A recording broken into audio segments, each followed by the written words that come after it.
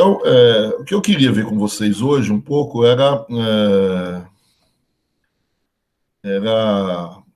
conversar um pouco com vocês sobre uma coisa que talvez não seja exatamente pensamento econômico brasileiro, mas é a criação da CEPAL.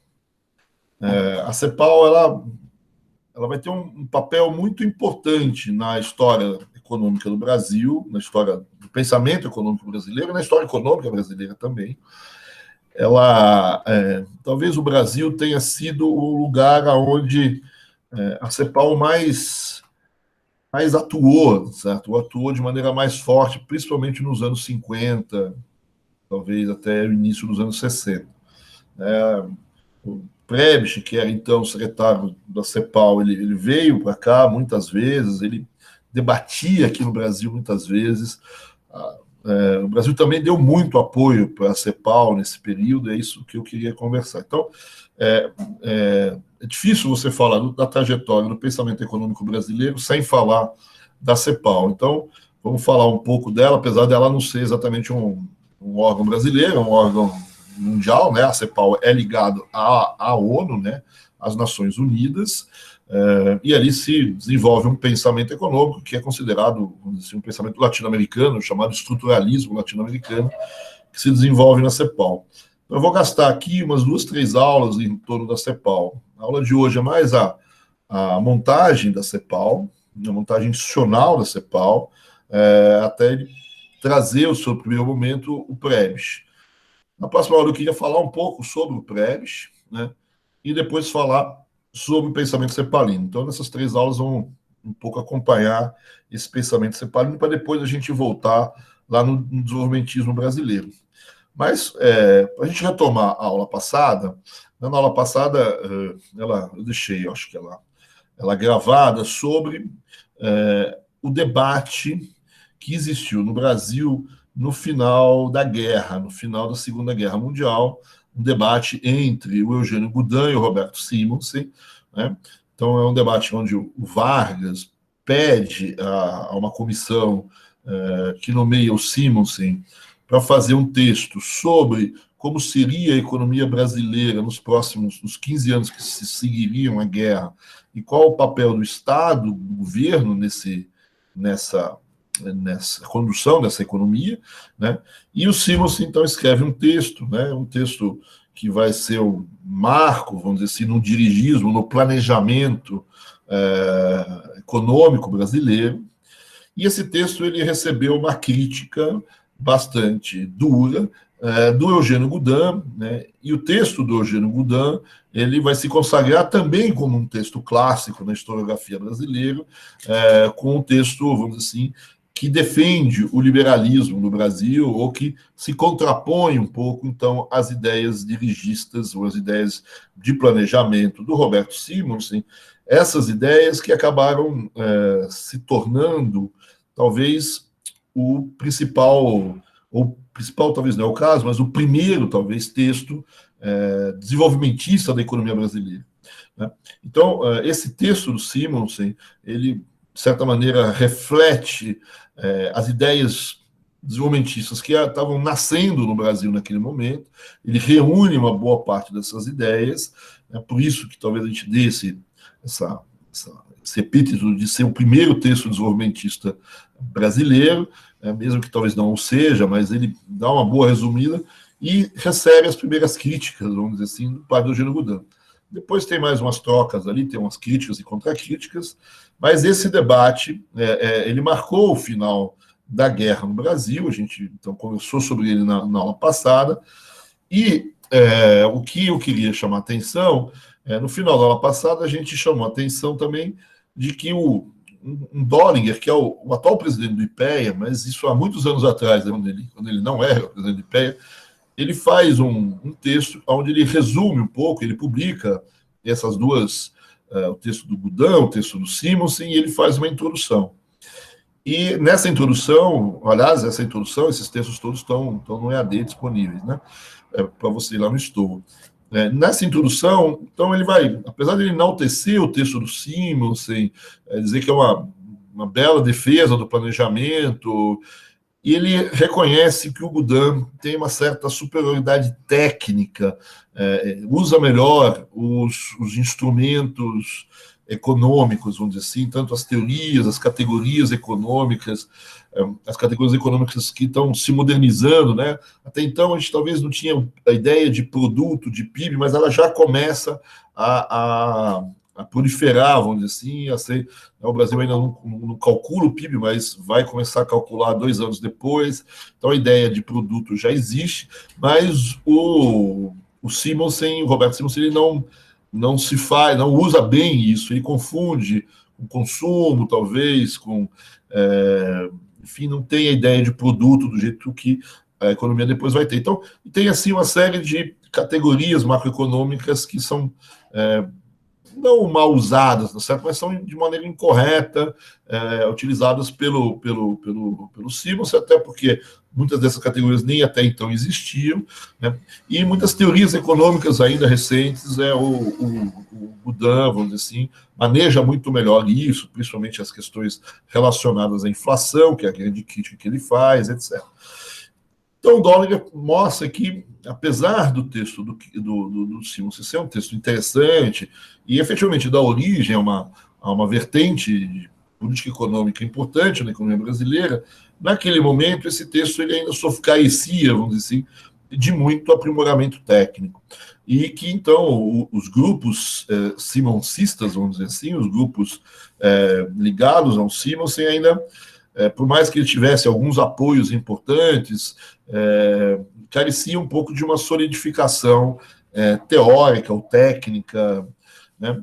E, nesse sentido, aqui a Lourdes Sola, que é uma cientista política da USP, lá de São Paulo, ela disse, olha, é nesse buraco, certo? Nesse momento que vai entrar a CEPAL, né? Esse debate é 44, 45, né?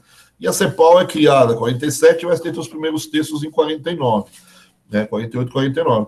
Então, na verdade, você vai ter 2, 3 anos dentro desse pensamento desenvolvimentista, à espera um pouco desses textos cepalinos, que vão dar justamente esse aprimoramento técnico. Mesmo hoje em dia, com as pessoas que talvez não gostem muito das ideias cepalinas, que discordem delas, há de reconhecer, certo, de que há uma melhoria técnica na arguição desenvolvimentista depois do aparecimento da CEPAL e dos seus trabalhos iniciais, né? Então, a CEPAL ela vai ter essa importância, vamos dizer assim, de dar sustentação teórica, sustentação técnica, além de novos argumentos, para as teses desenvolvimentistas brasileiras, né? Então, é isso que a gente vai conversar muito nesses dias, mas hoje, como eu disse, eu queria um pouco falar com vocês sobre o surgimento da própria CEPAL, né? Então, quando a gente pega o momento da criação da CEPAL, como eu disse, ela é criada, a CEPAL ela vai ser criada dentro da ONU, no pós-Segunda Guerra Mundial, né? As discussões primeiras são em 47 sobre a criação da CEPAL, e ela efetivamente começa a trabalhar em 48, né? Esse é o período da criação da CEPAL, e isso é feito, então, dentro das Nações Unidas. As Nações Unidas também é uma organização que foi recém-criada, né? A institucionalidade Nações Unidas acaba de ser criada, inclusive com a participação do Brasil, de maneira... nós, brasileiros, julgamos relativamente importante, talvez a gente sobreestime um pouco, mas, né, é desse papel importante do Brasil na criação da ONU que vem, né? Então, a possibilidade, por exemplo, sempre do presidente da República Brasileira inaugurar, fazer o discurso inaugural das sessões da ONU. Então, é clássico essa ideia. Então, nesse momento, né, o que estava acontecendo com a América Latina e com o mundo? Né? Você vinha de uma sucessão de problemas, né? Você olhava para o mundo, né, olhava para trás, você tinha acabado de ter uma guerra gigantesca, uma guerra mundial com enormes perdas, enormes sofrimentos. Você olha mais para trás, você tem a Primeira Guerra Mundial, os anos anteriores eram de crise, grandes confusões nesse período de entreguerras, né? E um momento onde a América Latina, não só a América Latina, o mundo todo sofreu muito, mas a América Latina em particular sofre muito, né? Todas as discussões em relação a no Brasil, o café, a crise vai queimar café, na Argentina os preços também caem, no mundo todo tem problemas enormes. Né? A América Latina tem uma diferença um pouco, talvez, em relação ao resto do mundo, é que não tem muitas bombas que vieram passar por aqui, certo? Não caiu nenhuma bomba atômica aqui, e uma boa parte, né, o conflito não se deu em território latino-americano, né? Muitos países latino-americanos enviaram tropas à Europa ou a outro lugar, né? O Brasil enviou, etc. No final da guerra, a Argentina entra na guerra, talvez faltando 2 segundos para ela terminar, mas, enfim, né, também não tem uma participação tão grande assim, mas alguns países mais, outros menos. Então, ela não é afetada diretamente pela guerra. Isso vai ser um problema, eu vou voltar, né, para justificar a criação da CEPAL, e eu vou voltar ali. Mas não quer dizer que a América Latina não tenha sofrido com a guerra, né, os preços das commodities, a capacidade, inclusive, de exportação. Uma coisa que eu sempre ressalto, que as pessoas esquecem, é que a América Latina sofre muito durante a guerra com ausência de importações, ela não consegue importar.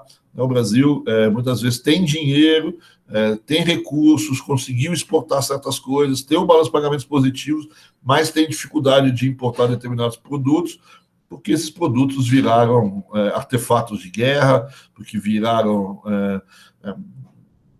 assim, uma série, enfim, fazem parte do processo de reconstrução que aconteceu durante a guerra na maior parte das indústrias, ou da reconversão, talvez a palavra melhor, em direção à guerra.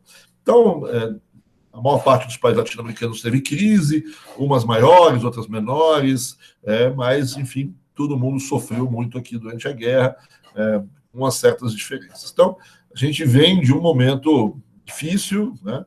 E a ideia de reconstrução no pós-guerra é uma ideia muito forte, né? E essa reconstrução do pós-guerra vai se fazer de maneira muito mais institucionalizada dessa vez do que na saída da Primeira Guerra Mundial. E com uma perspectiva também intelectual diferente. A saída da Primeira Guerra Mundial se faz institucionalmente no Tratado de Versalhes, que, na verdade, é uma declaração de guerra à missão, né? Porque a forma como você trata institucionalmente, né, os derrotados ali, você está chamando eles para a briga de novo, né? Coisa que não vai acontecer, talvez, não, graças a Keynes, a vários intelectuais importantes, né? Eles vão para o pós-guerra numa institucionalidade, tomando cuidado com os que provocaram a guerra, enfim, com a Alemanha, etc. Vão ter a subdivisão da Alemanha, vai ter uma série de coisas, mas você não vai, vamos dizer assim, ter os elementos que tem, por exemplo, o Tratado de Versalhes, como as reparações de guerra, a tomada, enfim. Então você vai tentar criar instituições, vamos dizer assim, que ajudem na reconstrução mundial e que ajudem no conserto das nações. Vai ter um problema grande aqui, que é o início da Guerra Fria, com a União Soviética, Estados Unidos, etc., né? Mas você tem, então, a criação de várias instituições. Durante os últimos anos de guerra, essas instituições já começam a ser trabalhadas, né? O Banco Mundial, o FMI, a Organização Mundial do Comércio, na época o GATT, né, foi trabalhado todo em Bretton Woods, né? Então você tem ali a criação de uma série de instituições, né? Essa criação de instituições tem um grande debate em torno dela. Eu não vou entrar aqui hoje, senão a gente perderia muito tempo, mas, né, a criação do FMI não foi exatamente como se imaginava, né? O pessoal queria a OMC, levou o GATT porque os Estados Unidos se posicionaram diferente. O volume de recursos que tem no Banco Mundial é um volume de recursos diferentes, né? Na verdade, a ideia original, inclusive, isso eu vou voltar um pouquinho, do BIRD, que está aí na lâmina, certo? É o Banco Mundial, é o Banco Internacional de Reconstrução e Desenvolvimento, né? A ideia original não tinha o D aí, certo? É só Banco Internacional de Reconstrução. Esse era o Banco Mundial, né? E aí ele se tornou o Banco Mundial e um banco de desenvolvimento por pressão muito de países como o Brasil e países latino-americanos, né, que enfiaram o D ali justamente porque fisicamente a América Latina não tinha uma necessidade de reconstrução tão grande, né? Esse sempre vai ser um problema da América Latina. Ligar a ideia de retomada do desenvolvimento, de superação do desenvolvimento, do subdesenvolvimento, da pobreza com a ideia de reconstrução depois da guerra. Essa ligação é o grande nó, vamos dizer assim, que tem que ser superado e que vai ser debatido, inclusive, na criação do próprio Banco Mundial, né, onde o Banco Mundial emprestaria dinheiro para reconstruir os países que sofreram com a guerra, mas também para ajudar no desenvolvimento dos países que tiveram seu desenvolvimento atrapalhado pela guerra, que é esse o ponto, vamos dizer assim, que tenta fazer a junção entre esses dois elementos. Nessa discussão da institucionalidade vai aparecer o Plano Marshall, né, que é no fundo, uma atitude isolacionista norte-americana, no lugar de botar dinheiro no FMI, no BID, etc., ele fala, não, eu vou fazer reconstrução, e o Plano Marshall é um plano, vamos dizer assim, americano de reconstrução, portanto, não seguindo as regras desse concerto institucional que está sendo feito. Né? E para terminar esse momento, vamos dizer assim, você tem aqui também um momento importante do ponto de vista de teoria econômica, certo? Quer dizer, você tem, de um lado, um keynesianismo que, vamos dizer assim, está saindo e tem um certo vigor por ter ajudado a economia mundial a sair da crise de 1930, mas já sofre os ataques dos problemas dessa saída, certo? Então, você tem a economia neoclássica já, de alguma maneira, reagindo à economia keynesiana. Então, eu tenho já um embate entre as ideias keynesianas, as ideias neoclássicas, né? De qualquer maneira, diferente dos anos 10, onde as ideias keynesianas eram sementes, certo? Agora elas já são mais trabalhadas, elas foram de alguma maneira aplicadas em alguns lugares, né? Não necessariamente todas as ideias keynesianas são do Keynes, né?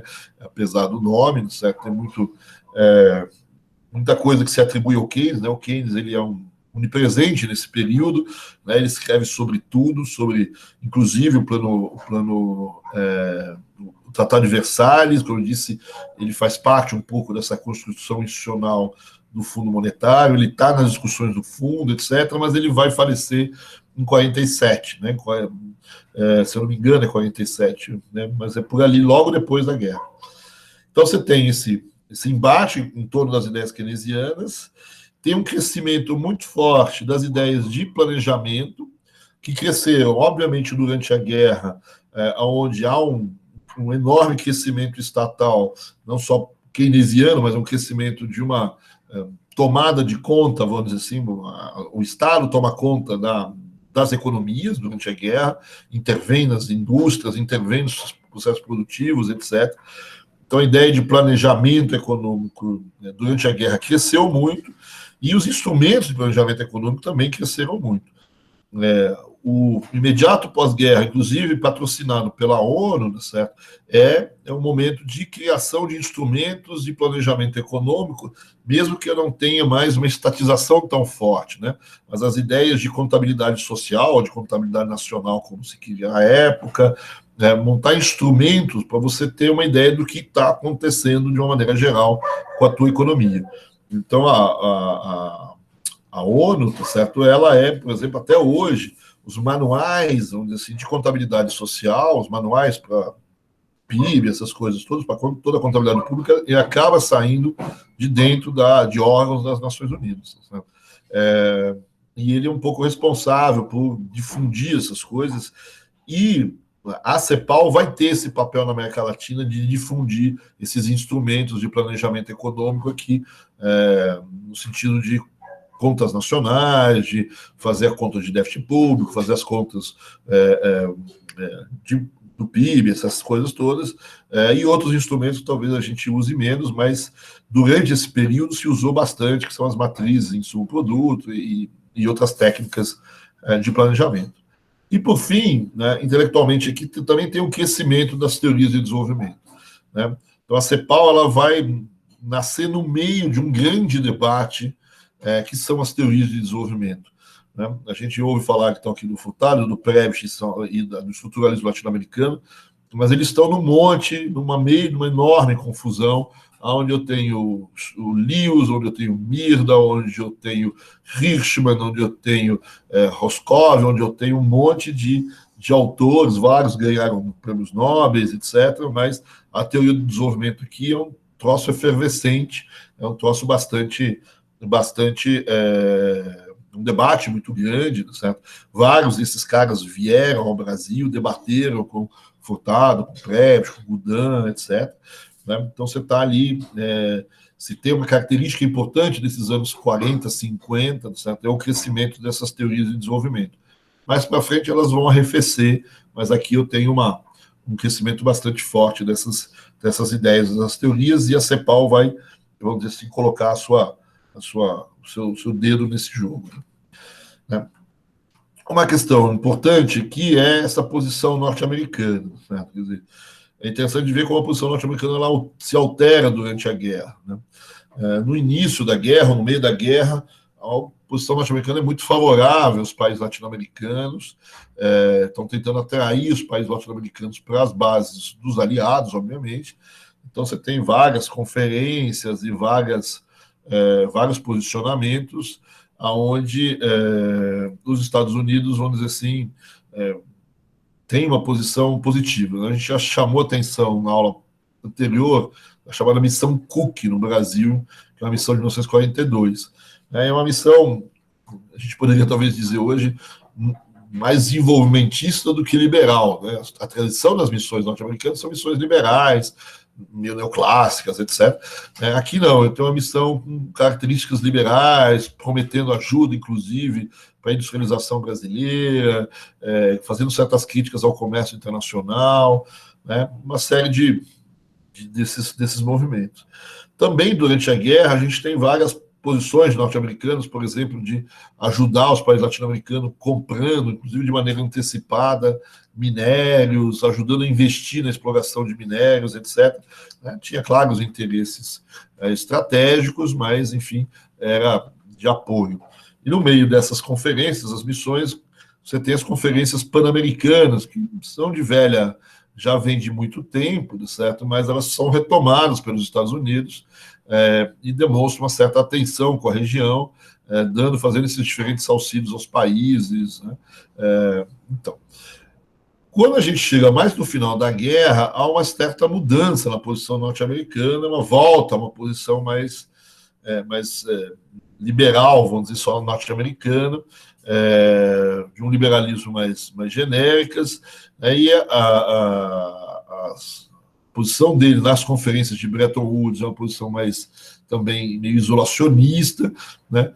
E em relação à América Latina, principalmente as conferências de Chapultepec no México, certo? Quer dizer, eles vão tentar, vamos dizer assim, falar com a América Latina, os Estados Unidos olhando para a América Latina e falam, olha, durante esse processo de reconstrução, eu estou fazendo o plano Marshall para o resto da Europa, para a Ásia, etc., e para a América, certo? Eu não tenho um plano Marshall, mas a gente vai tratar dos problemas latino-americanos dentro justamente dessas organizações pan-americanas, né?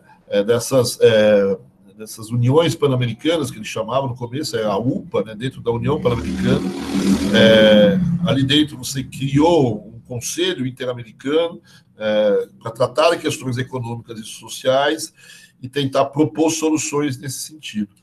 Então, nesse sentido, está tentando desviar os países da América Latina das discussões internacionais e reservar a América Latina para a sua banda, né?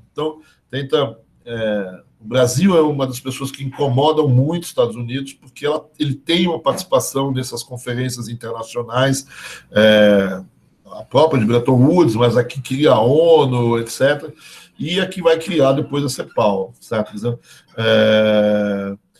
E a posição em relação a esses países é uma diminuição, vamos dizer assim, desse apoio a estratégia desenvolvimentista, a missão ABINC, que é a missão de 46, a missão ABINC é 47, 48, vamos dizer assim, você nega o capital que você tinha prometido na missão Cook, então tem uma posição mais cuidadosa em relação aos países latino-americanos, né, e uma tentativa de evitar que a América Latina se imiscua muito nas conferências, nos tratados, e tem uma prevalência muito grande nos tratados internacionais, tentando dizer aquela velha máxima do doutrina Monroe, né? A América para os americanos para a América, certo? Quer dizer, então os Estados Unidos cuida de toda a América, não é um problema mundial, é um problema norte-americano. É uma certa reserva de mercado aí nesse sentido. No Brasil, em particular, nesse cenário todo, né, quem vai assumir o governo é o Dutra, né, ele inicia com uma política extremamente liberal, muito parecida com as defesas que o Gudin fez naquele debate. A situação econômica, no fundo, privilegia esse tipo de solução. Eu tinha, na saída da guerra, inflação, uma balança de pagamentos positivo, reservas relativamente elevadas, tem que tomar cuidado com isso, porque nem todas as reservas eram utilizáveis, e um problema de demanda não satisfeita, inclusive demanda de investimentos industriais não satisfeitos. Então, a ideia era abrir o comércio, né? Eu tenho um balanço de pagamentos para isso, né? Eu tenho dinheiro, né? Posso abrir o comércio para fazer essas importações que eu tenho, né? Que eu preciso. Essa entrada de produtos também deve ter um efeito inflacionário positivo, né? Ou seja, não deve ser ao contrário, deve segurar o processo inflacionário. Então, eu abro o comércio e mantenho uma política monetária e fiscal mais austera. Né? Esse é o início do governo Dutra. Mas o Brasil entra em crise já em 47. Né? Então, em 47, justamente no momento da criação da CEPAL, o Brasil atravessa sua primeira crise de balanço de pagamentos pós-guerra, né? 2 anos depois. Né? Essa ilusão liberal se desfez, a aceleração das importações foi tamanha que as reservas, você percebeu que não tinha reserva suficiente, o pagamento foi negativo de maneira muito forte, e todas as expectativas que o Brasil tinha em relação ao liberalismo mundial não aconteceu. Né? O mundo, a história de como ia funcionar o FMI, etc., não funcionou, a história da OMC também não funcionou, ou seja, todos os países mantiveram graus de protecionismo elevado, todos os países evitaram fluxos de capitais saindo para financiar outros países. Então, você tem aí uma desilusão, vamos dizer assim, com o mundo que estava se imaginando ser criado, e o Brasil tem uma espécie de um fechamento do câmbio, do balanço de pagamento, uma alteração na política econômica já em 47, 48. Né? E o Brasil, nesse momento, 47, 48, começa a questionar um pouco a diplomacia brasileira, um pouco esse arranjo que foi feito, certo? Quer dizer, então, por que não se criou a Organização Internacional do Comércio, certo? Quer dizer, essas políticas internacionais de sustentação de tarifas, certo? Quer dizer, elas atrapalham o comércio brasileiro. Então, se o mundo vai continuar com políticas de sustentação de tarifas, por que a gente também não continua com uma coisa que acontecia durante a guerra, inclusive patrocinada pelos Estados Unidos, que são as políticas de sustentação de preços, né? Então, tem aí todo um questionamento do Brasil, né? E uma pressão, inclusive, sobre os Estados Unidos, falou, olha, a gente também precisa de um plano Marshall, a gente precisa de ajuda de desenvolvimento. Enquanto que os Estados Unidos olharam e falaram, não, o capital estrangeiro vai fluir ao Brasil desde que faça políticas econômicas corretas, né? O Brasil olha e fala, a gente fez políticas econômicas corretas e o capital não fluiu.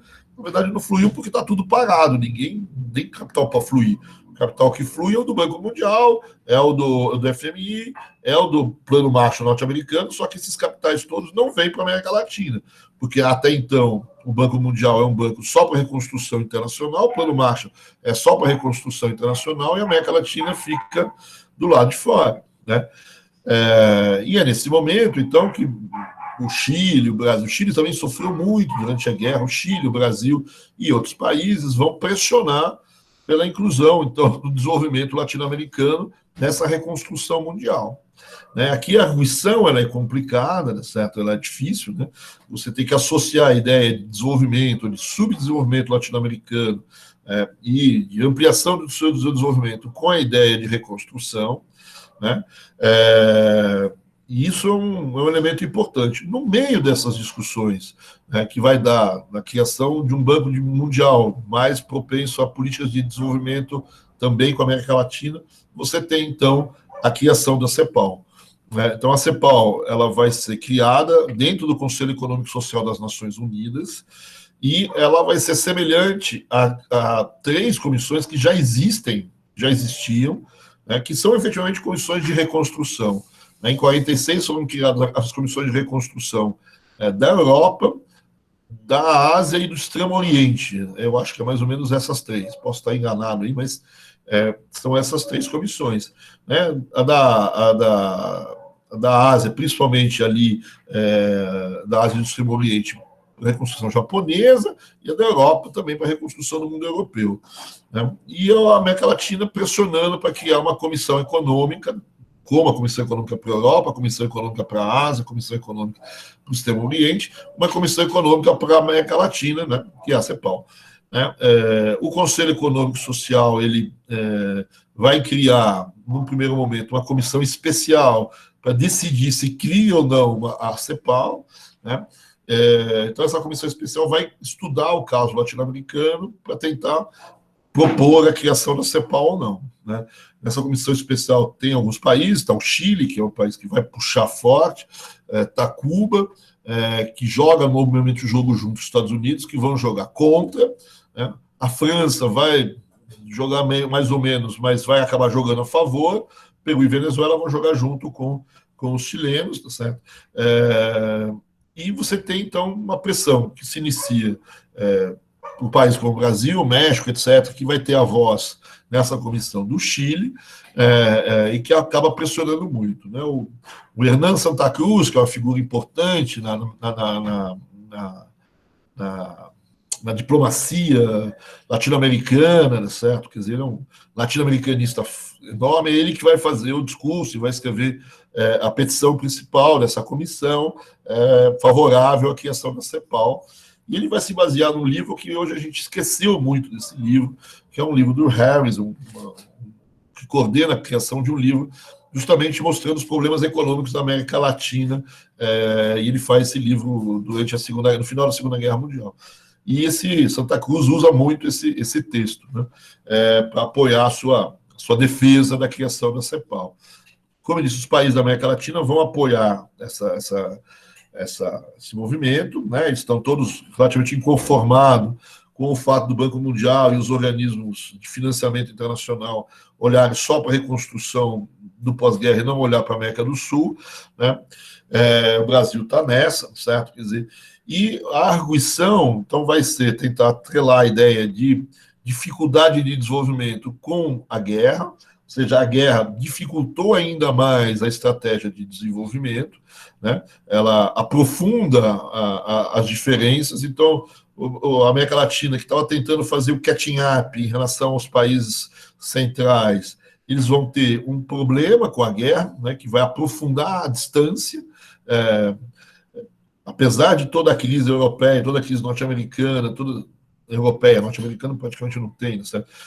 E eles estão olhando muito os Estados Unidos também, certo? Falam, olha, com relação à Europa, talvez a gente tenha problemas não do mesmo tipo, certo? Mas a gente não perdeu muito, não se atrasou muito mais, mas em relação aos Estados Unidos a gente já estava atrasado, a gente atrasou ainda mais. Né? E a recuperação com todo o dinheiro, né, que está sendo gasto na Europa e no Japão, enfim, na Ásia, isso vai aprofundar ainda mais a distância latino-americana. E aqui que eles vão pegar um ponto importante que vai, de alguma maneira, mexer nas pessoas, certo? Quer dizer, o Brasil, a América Latina, enfim, todos esses países têm que levar ao seu limite a produção industrial, tem que fazer um reequipamento industrial, tem um enorme problema de financiamento para fazer essa retomada da industrialização que já tinha se iniciado ali nos anos 30. Né? E com o dinheiro todo fluindo para o resto do mundo e não para a América Latina, esse reequipamento industrial latino-americano não vai acontecer se a gente não tiver algum tipo de aporte, de ajuda. Certo? E o Brasil vai acrescentar um elemento que é um elemento que vai mexer um pouco na visão das pessoas. Os chilenos também vão aportar esse argumento. Vários países latino-americanos vão usar esse argumento. Qual que é a ideia? Então, a ideia original o Brasil, a América Latina estava crescendo, a guerra interrompeu esse crescimento e a retomada dele é difícil. O segundo argumento é que essa retomada precisa de um financiamento importante para continuar a reequipar a indústria, e o financiamento secou em termos internacionais. O terceiro argumento que o Brasil e outros países vão colocar é que durante a guerra houve uma enorme transformação tecnológica. Na verdade, né, o Brasil não diz isso, mas está implícito, os países aliados ganham a guerra por conta de uma virada tecnológica. Se os alemães, no início da guerra, tecnologicamente estão até mais avançados, estão em posições mais firmes, em termos, por exemplo, de radares e de essas coisas todas, o final da guerra, como demonstra a questão da bomba e dos próprios radares, etc., houve um crescimento da tecnologia gigantesca, de maneira gigantesca, e essa tecnologia não está na América Latina. Certo? Então, quando a gente voltar da guerra, né, e essa reconstrução europeia vai ser feita com tecnologia moderna, toda essa tecnologia que foi desenvolvida durante a guerra. Então, os Estados Unidos têm essa tecnologia, a Europa e o Japão vão ter essa tecnologia com essa reconstrução, e a América Latina vai ficar atrasado, mais atrasado ainda, porque teve essa mudança tecnológica durante a guerra.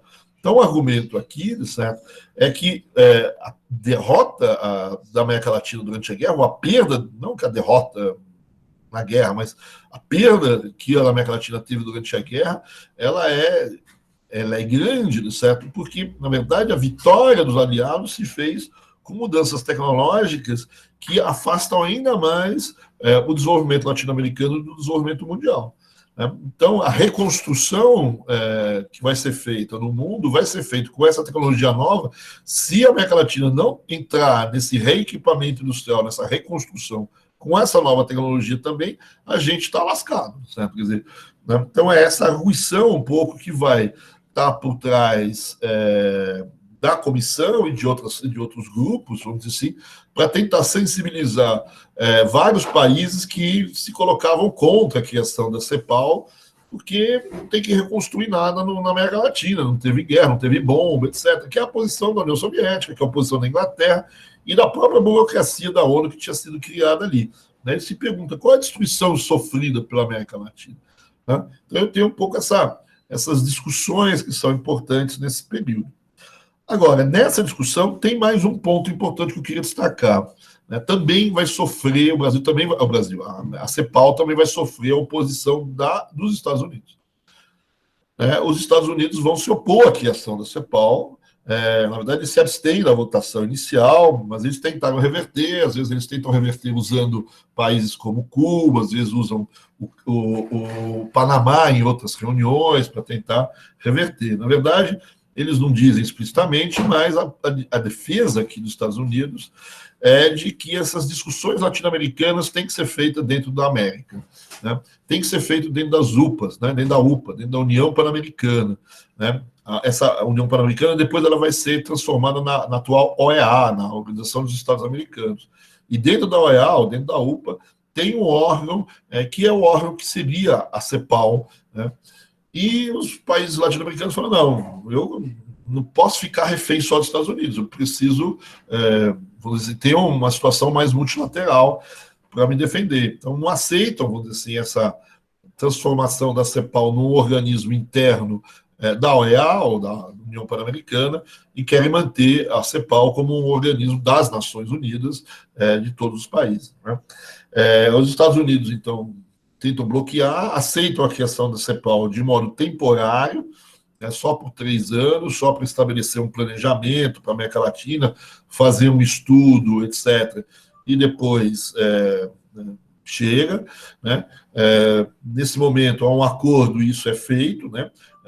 A CEPAL, então, vai ser criado com esse mandato temporário de 3 anos. A sede da CEPAL vai ser Santiago do Chile, e o mexicano chamado Gustavo Cabanhas vai ser o primeiro secretário executivo. Né? Nesse momento, e um pouco depois também, é importante a gente ressaltar que tem um cara que vai ser extremamente importante para a América Latina, que é um francês chamado Pierre Mendès. Hoje, o nome na faculdade o nome não, eu acho que é o local onde fica a Faculdade de Economia da Sorbonne, acho que é na rua Pierre Mendès. Posso estar errado, mas enfim, é um economista importante, francês, que vai fazer a defesa da América Latina entre os países centrais. A França, ela não gosta muito da criação da CEPAL, porque ela falou, a gente está criando muito órgão regional, a França quer uma coisa mais mundializada, menos regionalizada. Mas o Pierre Mendès acaba virando um pouco a própria diplomacia francesa, e a França vai ser o principal articulador entre os países centrais a defender a criação da CEPAL. Então, a CEPAL é criada, uma data temporária de 3 anos, para analisar e propor estratégias de desenvolvimento para a região. Então, ela foi proposta para monitorar as políticas, para imaginar, propor políticas de desenvolvimento econômico da região, para estudar isso, montar certas políticas para isso, e para assessorar as ações dos países na promoção dessas políticas. E, por outro lado, para auxiliar os países latino-americanos a entrar justamente nesse mundo internacional, a reforçar as relações econômicas dos países latino-americanos em relação ao resto do mundo. Deixa eu só parar um pouquinho.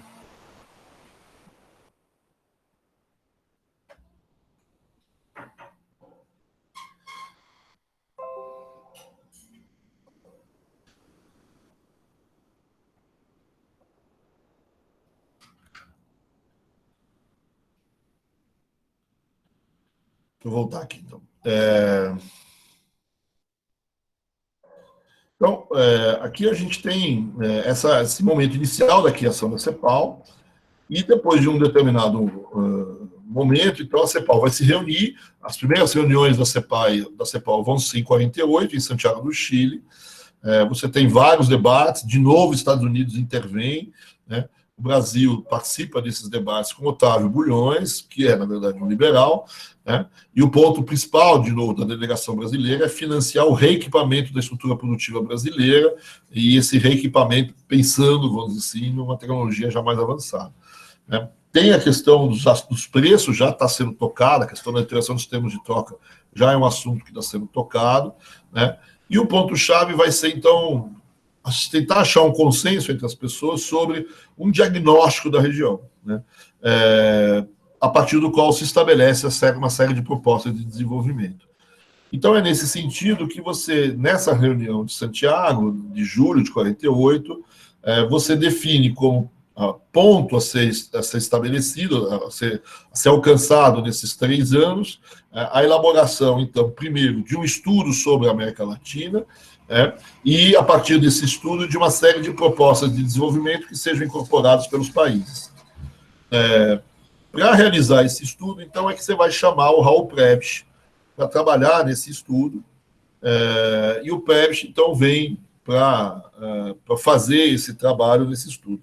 Não vou falar muito do Prebisch, que eu vou deixar isso para amanhã, certo? Para a aula gravada, mas o Prebisch ele era um cara conhecido, ele tinha sido presidente do Banco Central da Argentina no meio da crise, ele teve problemas graves com o governo argentino no início da guerra, ele vai embora da Argentina, inclusive, e ele fez uma série de conferências muito interessantes no Banco do México, certo? Que talvez impulsionaram ele ao cargo, a esse chamamento por parte da CEPAL, para ele assumir, então, a direção desses estudos iniciais. Os Prebisch também tinham uma certa tradição de national building, ele, no fundo, criou o Banco Central da Argentina, ele criou o Instituto de Estatística da Argentina, ele faz uma série de coisas, e ele aceita a incumbência, ele vai receber um apoio muito pesado do Vargas, tem até uma história um pouco... ele elogia para muita gente demais o Vargas, o Vargas a gente nunca pode esquecer que teve um lado ditatorial, etc., mas o Prebisch demonstra uma admiração por Vargas muito forte, até o Furtado reclama um pouco dessa admiração.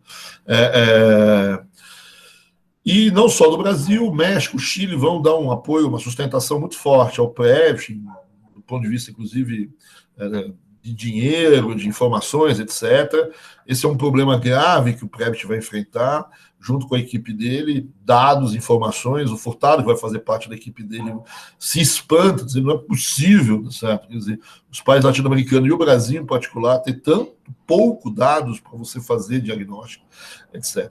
Então, o Prebisch vai assumir, vai chamar um grupo de pessoas, dentro do qual o Furtado é um jovem economista que tinha ido para a guerra, inclusive, está voltando da guerra aqui, certo? E aí ia começar a trabalhar no governo brasileiro e ele acaba indo para a CEPAL, né? E o ponto do Prebisch fundamental, vamos dizer assim, primeiro, certo? Essas pessoas têm que ter força teórica, certo? Tem que ter conhecimento, certo? Mas não pode ser refém do conhecimento. Tem que partir do princípio de que talvez eu teria uma visão. A boa doutrina era interessante, mas ele mesmo, enquanto presidente do Banco Central, em momentos de situações difíceis, teria que ter usado políticas que não seguem a boa doutrina, porque estava numa situação excepcional, né? Então, ele, enquanto presidente do Banco Central argentino, durante a crise de 30, atuou de maneira contra as boas doutrinas, porque o mundo assim o exigia. Então, ele exige que as pessoas que vão com ele tenham acesso a essa boa doutrina, certo? Mas que tenham a possibilidade de não usá-la, certo? Se a situação assim, se assim o exigir, certo? Então, ele diz, olha, vamos entrar de peito aberto em relação à América Latina, não vamos estudar a América Latina como se, enfim, a gente usando os modelinhos de maneira muito forçada, certo? Quer dizer, então, esse é um pouco a ideia de examinar a realidade, tomando um certo cuidado para não forçar demais essa boa doutrina nesse momento, certo? Quer dizer, então, ele vai lembrar muito um argentino chamado Alberdi, certo? Nesse sentido de você deixar fluir um pouco as análises sobre a realidade latino-americana e não tentar encaixá-los em teorias já pré-existentes. E a segunda coisa que ele também vai trabalhar de maneira muito forte, certo? Quer dizer, a ideia de que não é para fazer estudo acadêmico, certo? Aqui ninguém quer publicar na revista internacional, também nem existia isso, certo? Mas a missão da CEPAL não é outra, certo? Do que propor, do que se meter no debate internacional sobre desenvolvimento, né? E entrar nesse debate sobre desenvolvimento e propor políticas aos governos, né? Esse, para ele, é uma questão chave, certo? Quer dizer, de não fazer um trabalho que se engavete em algum lugar ali da ONU ou da própria CEPAL, né? Então, as posições da CEPAL têm que estar, vamos dizer assim, no meio da discussão de desenvolvimento que está acontecendo e, de alguma maneira, tem que servir aos países que, enfim, bancam a existência da CEPAL. Esse é o papel do Prebisch. O Prebisch, então, em 49, na sessão seguinte, a CEPAL funciona com sessões, né, que se reúnem de ano em ano, anualmente, normalmente no mês de junho, algumas vezes no mês de maio, enfim, vai variando um pouquinho, mas uma vez por ano você tem as sessões da CEPAL. Então, 48 tem a primeira, em 49 tem a segunda sessão que se dá em Havana, e é ali que o Prebisch apresenta o estudo econômico da América Latina, que vai ser traduzido para o português como Desenvolvimento Econômico da América Latina e alguns seus principais problemas. A tradução foi feita pelo Furtado e vai ser publicado na RBE, nos primeiros números da Revista Brasileira de Economia. E esse é o texto-chave da CEPAL, o texto inaugural da CEPAL, ali que está a ideia de divisão centro-periferia, e ali que está a proposta de industrialização, de crescimento, ali que está a ideia de heterogeneidade estrutural interna, etc. Eu vou voltar a isso numa aula que a gente vai falar sobre o pensamento da CEPAL. Agora eu só estou mapeando a entrada em cena dela, certo? Quer dizer, então, esse texto vai causar furor um pouco, né? Vai ter assim, uma série de discussões em torno dele, né? Entre os países, entre as pessoas. E nas sessões seguintes, então, você tem, já no final, já está no terceiro ano aí da CEPAL, está terminando aquele mandato temporário, O secretário-geral, ele apresenta, então, o que eles chamam de decálogo do desenvolvimento, que é, então, baseado no estudo e alguns outros estudos que eles fizeram, que são, vamos dizer assim, as orientações para os países latino-americanos sobre como que eles devem conduzir o processo de desenvolvimento. Então, são as propostas de intervenção, as propostas de política econômica que vão decorrer, então, desses estudos. Né? Então, você vai ali perceber também a importância do Estado, né, no desenvolvimento dos países, a negação do crescimento espontâneo, né, por si só, que o mercado leva, etc.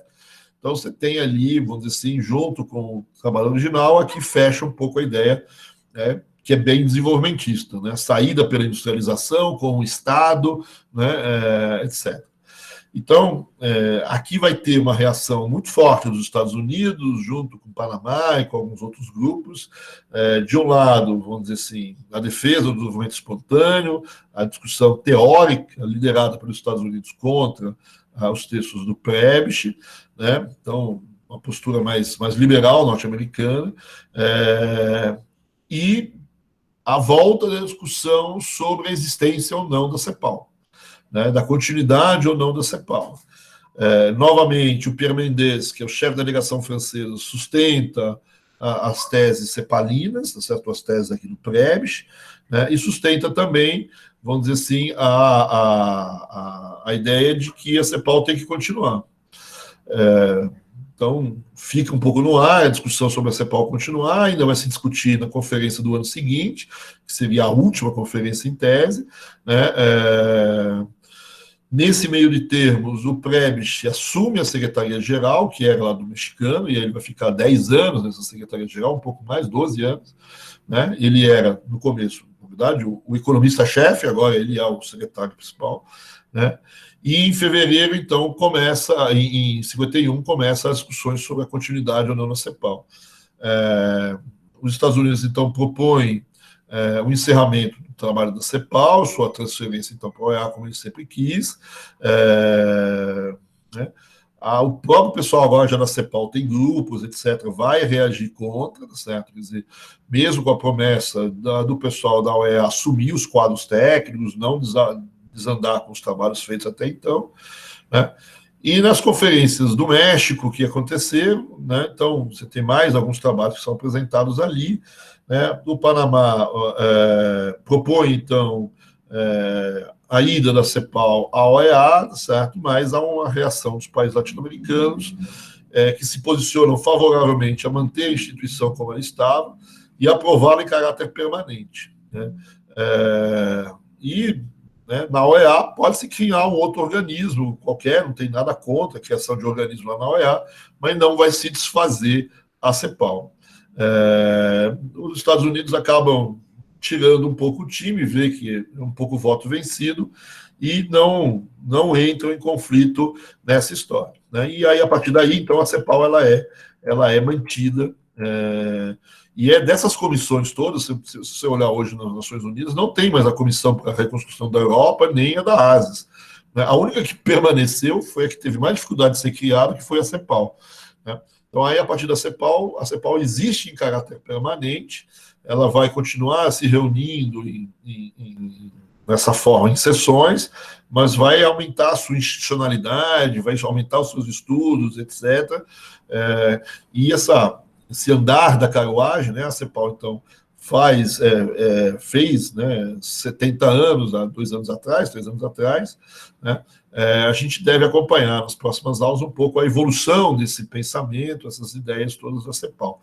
Mas, por hoje, é isso que eu queria conversar com vocês, um pouco, essa visão de como que a CEPAL foi construída, quais os argumentos um pouco para usar a criação da CEPAL, vamos dizer, essa pendenga com os Estados Unidos e a sua afirmação, né, com o Prebisch assumindo, e já nos primeiros textos da CEPAL, já vamos dizer, deixando mais ou menos claro aquilo que no Brasil a gente chamamos de desenvolvimentismo, e os norte-americanos, enfim, os latino-americanos chamam de estruturalismo cepalino, mas isso a gente vê melhor nas próximas aulas. Né? Então, era isso que eu queria um pouco conversar por hoje, certo? Quer dizer, eu não sei se vocês querem aproveitar, e ainda a gente tem um pouquinho de tempo e conversar, tá certo? Mas Era o que eu tinha a contar para vocês até agora. Eu vou interromper a gravação aqui, certo? Para vocês ficarem mais à vontade